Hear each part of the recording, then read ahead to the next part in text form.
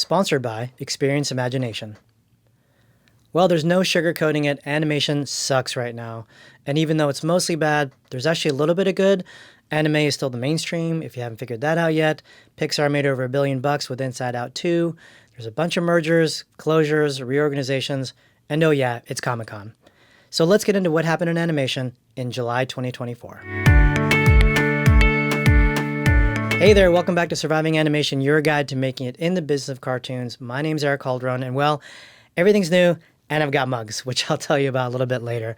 Anyway, I'm coming back after a long hiatus with a shift in the format for the channel, thanks mostly to my sponsor, Experience Imagination, a themed podcast by Falcons Creative Group. The podcast is about everything in the world of theme parks and location-based entertainment, and this current episode is very timely because it's about fandom.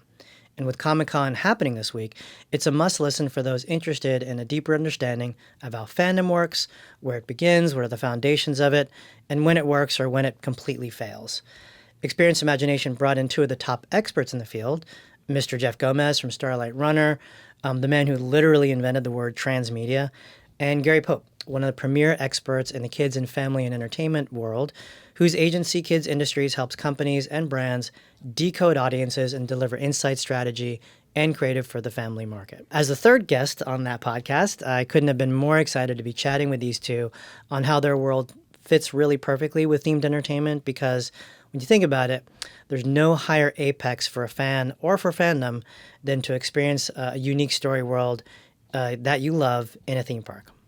But let's get back to the business of cartoons, and for this, I'll be flipping from bad news to good news to bad news to tell you what animation things are happening at this year's Comic-Con as well, and then tell you how to buy my mugs. All right, I'm just going to start with the bad news. Now, I know the people who watch this channel often tell me they enjoy getting the basics of the business of cartoons to help them survive, which will continue to be my mission. But right now, I feel it's not the right time to claim that I know how to guide people towards success.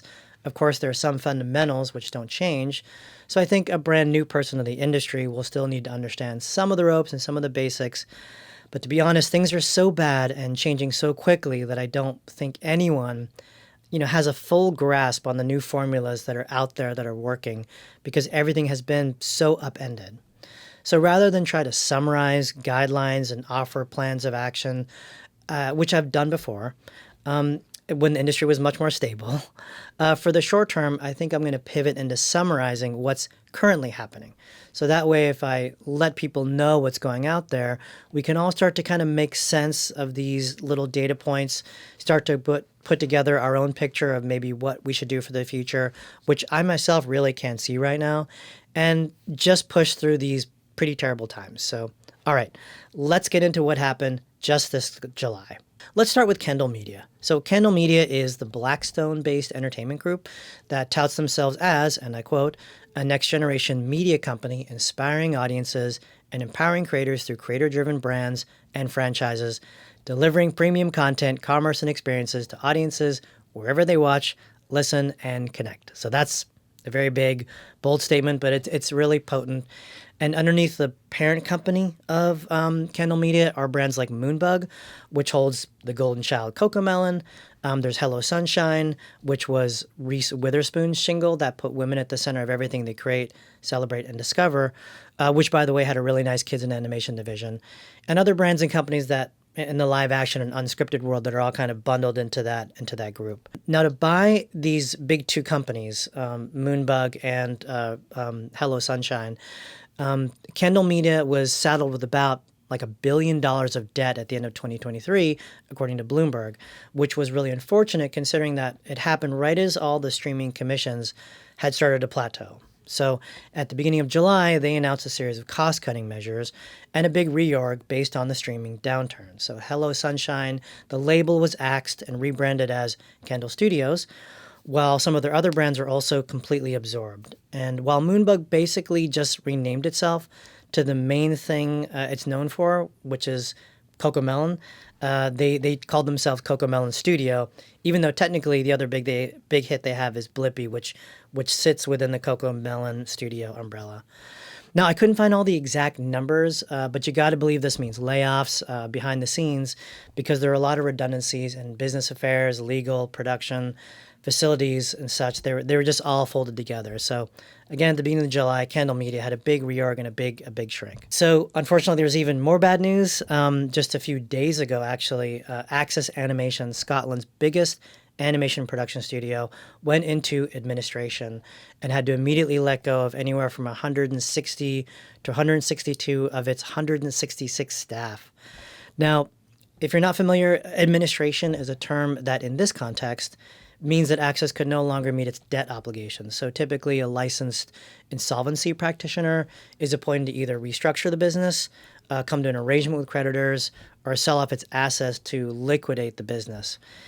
Now, this is really a heartache because so many of us know the superior work that Access has produced in the last 24 years, whether it's the Lost in Oz series produced for Amazon, the stunning League of Legends shorts they did, or the phenomenal Love, Death, and Robot shorts, or even the Magic the Gathering commercials, all of which were really just top level in the world.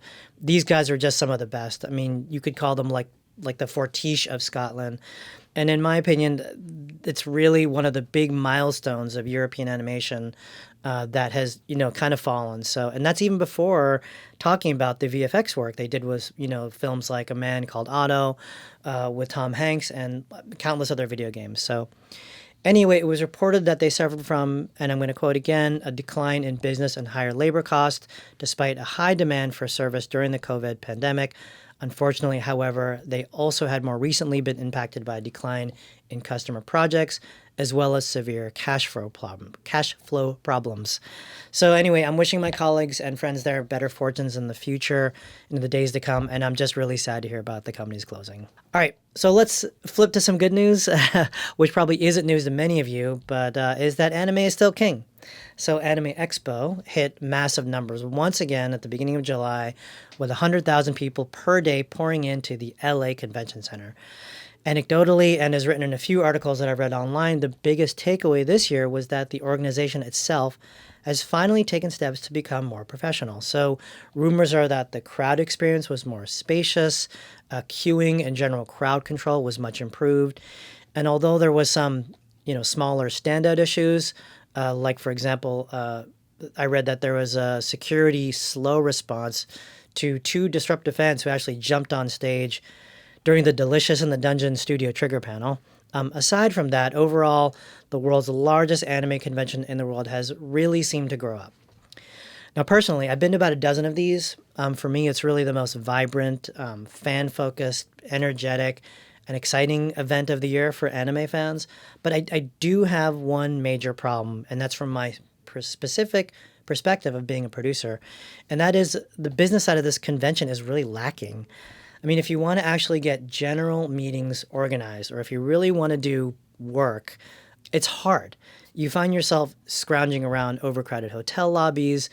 You're standing at booths that are meant really for fans and consumers. You're screaming at the few industry parties that they have, and just generally being really uncomfortable. So, hey, Anime Expo, if you are watching this, please organize like a 2-day industry-only event prior to Anime Expo for us. I mean, it's one of the only opportunities a lot of us Western buyers, licensees, producers, writers, production companies, have a chance to really shake hands and do business with the folks that make anime and manga and the Japanese products that the world's craving right now. I mean, help us out. We want to do business in Japan. We want to do business for Japan, with Japan. I mean, all the above. And okay, that's all I got to say about that. Let's move on to the next subject, which is, once again, a little bit bad, and that is Cartoon Network is dead, which it isn't. So during the second week of July, the Animation Guild, or TAG, uploaded a video on X via the @AWorkersIgnited account with the hashtag RIP Cartoon Network. Now, this obviously very well animated short furthers a conversation we've been having in animation for years now, which is, despite animation feeling like one of the saviors of entertainment, especially during the pandemic because of its ability to continue to produce in lockdown, we're still left high and dry in the end. Although it's not dead, it feels like the days of Cartoon Network are dead and ending, and if they're going to go, so will the rest of us in animation. I guess that's the point of the hashtag. I honestly don't really get it. I don't think it works like they intended, but the point is, the industry really feels insulted when projects are canceled, seemingly in bulk, And then many companies announce increases in outsourcing labor to save production costs. And to make matters even worse, these companies then look better in the financial markets and their stock prices go up and the CEOs of salaries skyrocket. And it just all stinks. So, as of today, the post on X has been viewed 11 million times. It has 112,000 likes. It's got 47,000 reposts, 3,500 quotes, and 16,000 bookmarks. But I have an opinion here, and I don't think I'm alone. So, another two podcasts I listen to a lot are Pivot with Scott Galloway and Kara Swisher, and The Town, hosted by Matt Bellany. Pivot is about tech and business and politics, and The Town is about everything Hollywood. Back in June, Scott Galloway appeared on The Town and made a scathing rebuke against the entire creative industry and their strike mindset between the talent and the studios, which, caused him a lot of problems, put a lot of heat on him. But I think he really made a point. For years now, I've been on the side of talent. I've been just as frustrated as everyone else on the production side about the reduced number of commissions, the disappearance of royalties, and the increase of outsourcing. But I have to say that even though I'm still and always will be on the side of talented, creative people, I think, Scott, what he said is that you're pointing the finger at the wrong boogeyman, and I really agree. I mean, of course, the studios and streamers can do better, especially when it comes to how they compensate and position their CEOs, how they speak to the public at large, how they treat their talent community. But the real weather pattern shift is not their fault. I mean, it's tech. That's what's changing everything. So whether it's YouTube being the real winner of the streaming wars, or TikTok, Instagram, video games, and social media stealing the attention that used to all go to linear media, or it's AI endangering all the creative jobs out there, making a big stand against the studios and striking against the only hands that are actually feeding you, it just seems a little misdirected. I mean, if anything, I think TAG should be teaming up with the studios to go after tech, just like Scott Galloway said, and get them to compensate the animation industry for scrapping all the art data to feed AI algorithms, or working with Instagram and TikTok and YouTube to create more elegant royalty generating content syndication windowing, or pushing the studios to get on those platforms and be part of the solution of how we're all going to get better telling stories for a whole generation that's been fed on instant gratification and doom scrolling. I don't know. It just seems that's like the fight we should be having. But the bottom line is, RIP Cartoon Network does not mean Cartoon Network is dead, but maybe it's all of our collected way of thinking in the world of animation. Whether we're going to strike about it or not, that's the real danger. It's if we don't make the paradigm shift, if we don't try new things, I think we're all in trouble. So speaking of trying new things, let's talk about my mugs. So this is brand new for me. This is the first merch I've ever produced for this channel.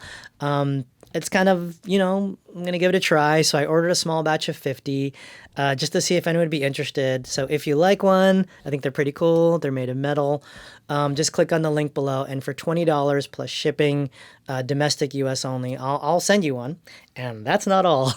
If you purchase a mug, you'll automatically qualify for a discount on my personal one-on-one consulting services for animation development in the business of cartoons. So I read proposals, I give people advice about the industry, I help people get their pitches and ideas into a more formulated format. I like to say that I kind of forge the dreams into something that is serviceable.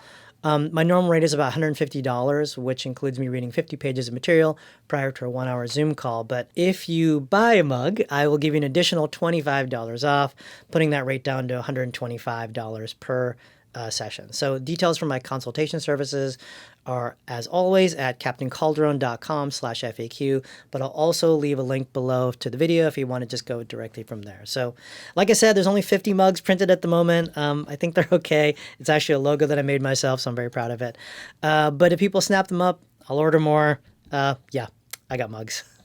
So let's keep moving forward through July, and let's get to the big finale, and that is the San Diego Comic-Con. For me, this will be my 25th year, and in many ways, I have kind of opposing views to this event as opposed to what I feel about Anime Expo. So for me, especially given that anime is like taken over the mainstream, and big brands like Star Wars and Marvel and DC, I mean, heck, even the entire American comic book industry and the continued deconstruction and decline of superhero content, Comic-Con very much feels to me like the last years of Rome, like it's finally cracking at the edges and starting to fall apart, and will eventually not go away, but be kind of just not the thing that it used to be in its heyday.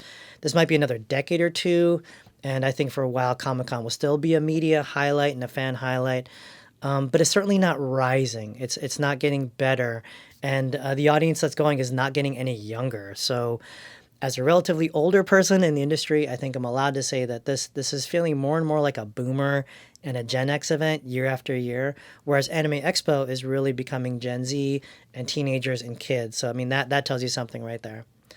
On the good side, and contrary to Anime Expo, Comic Con actually has a very robust and active business development aspect of its whole experience. So over my years there, I've done so much business. I've learned a lot about specific crafts and trends, and generally just enjoys it. Feels like a 5-day extended Christmas party for the entire industry. This year, there are highlights that I think are worth mentioning.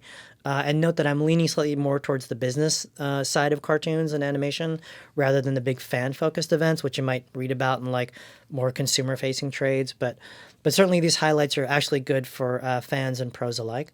So anyway, let's get into it. So premiering either new series or new cycles this year will be Harlequin and Kite Man. Hell yeah, on Max. We'll do a sneak peek with the cast and directors. That should be cool. My Adventures with Superman will showcase season 2 stuff with the executive producers and voice cast. Batman Cape Crusader will do their world premiere screening with cast and crew, but sadly, Bruce Timm will not be there, and I think the reason people are so excited about Cape Crusader is the return to the Bruce Timm style, but I'm sure they'll talk about why he's not there and really give fans a peek at that one, which I think there's a lot of hype behind. The Pokemon Company will be introducing Horizons, which is their first new mainline animated series launch in like 25 years. And it looks like it's mostly going to be at their booth, but you can finally experience how the universe of Pokemon will be now that Ash is graduated from the franchise. Gremlins, The Wild Batch will highlight their next season, and I'm excited to see that Ming-Na Wen from The Mandalorian, and more importantly, the Joy Luck Club, one of my favorite movies, will drop in for an appearance at that event. And Ultraman and the ownership company of Ultraman, Subaraya, will have some Comic-Con drops introducing not only the Ultraman card game and a Marvel Comics collab, but they'll host a panel with the creator Shannon Tyndall, who you might know from Kubo and the Two Strings. And he was the showrunner and creator of Ultraman Rising. So I think really they're just going to kind of do a victory lap about the success of the animated film, which if you haven't seen is very, very good.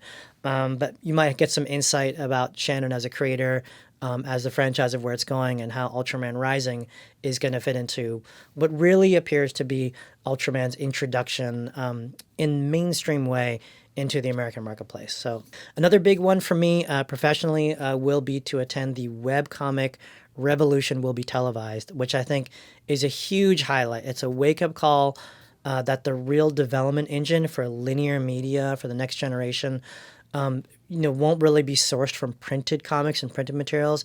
It's probably going to be stuff that people are reading and absorbing on your cell phone, and that's webtoons. So on that panel, Webtoon and Wattpad's president Aaron Levitz will be side by side with literally the head of TV at Skybound Entertainment, which is Glenn Geller. So if you haven't heard, which I'm sure you probably have, Skybound actually bought Paramount. So that's right, Paramount is sitting right next to Webtoons in one panel.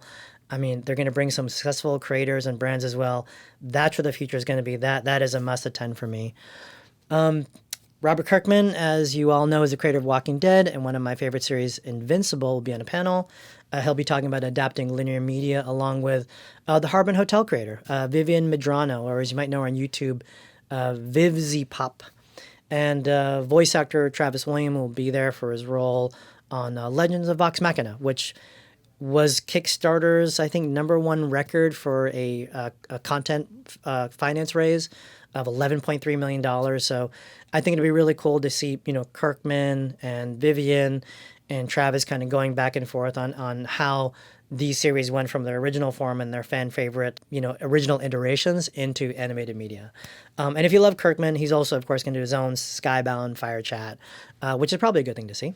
As we go deeper into some of the more, I wouldn't say obscure panels, but the more professional panels, kind of leaving the prosumer aside, Michael Hirsch, who's actually the father of Canadian animation, co-founder of Nelvana. He's doing a 1 hour Q&A. This guy's a legend. I mean, he's got his stamp on Care Bears, Babar, Barbie, Magic School Bus. I mean, the list goes on. And there's also an info-packed what to know when selling an animated show panel. And that one's going to have guys from Marvel Animation, people from LucasArts, Avatar Studios, which is the Nickelodeon spin-off, set to do all the Avatar The Last Airbender adaptations. And Gotham Group is going to be there. And actually one of my favorite longtime friends in the industry, Eddie Gamara, hey Eddie, is going to be there as well. So there's a heavy hitter pitch hour sesh, which I found really compelling because it has a wide variety of showrunners, writers, and producers across all forms of linear media and games. And they're going to talk about pitch documents, getting agents, the whole way through, anecdotes of their successes and failures. So I'm definitely going to go to that one. And, you know, on the more practical side, there's actually a surviving a gig economy panel. I love the name Survivor, so surviving, that's great. So I'll be there. There's going to be a bunch of people and attendees there who will really just be wanting to learn how to be resilient and how to be agile during some uneven work periods. So I think the panelists there are a really good mix of people who know just how to make it day to day. If you're right in the middle of the industry, if you don't have a full-time job. All right. Coming towards the end, there's a Sure to Be Lively Animation Superstar panel, which I try to make every year. That one brings movie and TV showrunners together to talk the trade. And, you know, running that panel is going to be one of the most active recruiters and champions of the industry, Brooke Kiesling, who currently is recruiting for Bento Box. And she'll feature, of course, the ever hilarious and ever exciting to watch Jorge Gutierrez, who's known for The Book of Life, El Tigre, and Maya and the Three fame, and just one of my favorite people in the world. He's just a champion of the industry, and I love being around him. His energy is infectious. I love you, Jorge. All right, and I have to say, even everything I just talked about, there's easily like another 10 to 15 panels that are probably running simultaneously to the ones I mentioned that are equally valuable. So, I mean, this alone is why I go to this event for 5 days. And I haven't even talked about going to the convention floor. So there's so much to happen. Comic-Con is here. Wow, that's crazy. All right. That's all I got for you today. I hope you've enjoyed this longer, more detailed format. It's different than what I've done before, so please give me your feedback. If you like a little bit of what you saw, you think it deserves it, I'll take the like button. Thank you very much. And subscribe if you haven't. And I will see you guys either at Comic-Con on LinkedIn, where I'm very active, or in August, which is when I'll post the next video. I'm going to try to do a better job of putting episodes out more frequently, especially with my sponsor here, Experience Entertainment. So final disclaimer, although Falcons Creative Group is a sponsor of this channel, they have not provided any editorial feedback or approval of this content, nor were they provided a copy of this video prior to this uploading. And the views and opinions expressed by Surviving Animation and myself and this channel are mine and mine alone and do not represent the views and opinions of Falcons Creative Group or my direct employer, Falcons Beyond. And with that, I'll see you next time. Thanks.